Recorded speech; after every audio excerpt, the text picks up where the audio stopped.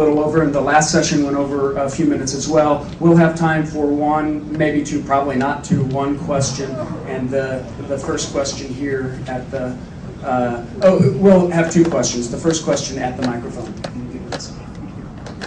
The Larry Summers question. What's up with tricks in science?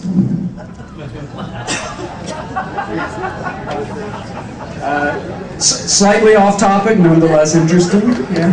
It's science education. Yeah, right. Does anyone want to field maybe if there are genetic differences between men and women that explain why more men are in science? Anyone want to touch that? I've never been female. But I have been black my whole life. And so let me perhaps offer some insight from that perspective, because there are many similar social issues related to access to equal opportunity that we find in the black community as well as the community of women in a male-dominated, white male-dominated society. And I'll be brief because I want to try to get more questions. When I look at, throughout my life, I've known that I wanted to do astrophysics since I was 9 years old, a first visit to the Hayden Planetarium. I was a little younger than Victor at the time. I was, although he did it before I did. And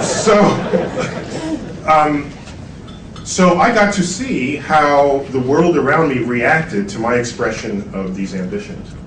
And all I can say is the fact that I wanted to be a scientist and astrophysicist was hands down the path of most resistance through the forces of nature and forces of society.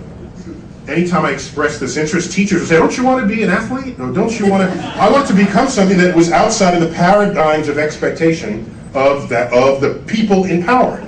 And so fortunately, my depth of interest in the universe was so deep and so fuel enriched that every one of these curveballs that I was thrown in, fences built in front of me, and hills that I had to climb, I just reached for more fuel and I kept going.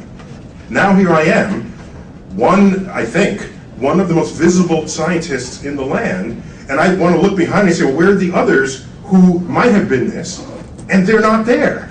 And I wonder what is the blood on the tracks that I happened to survive that others did not, simply because of the forces of society that prevented at every turn, to the point where I have security guards following me as I go through department stores, presuming that I'm a thief. I walked out of a store one time, and the alarm went off, and so they came running to me. I walked through the gate. At the same time, a white male walked through the gate, and that guy just walked off with the stolen goods, knowing that they would have stopped me and not him.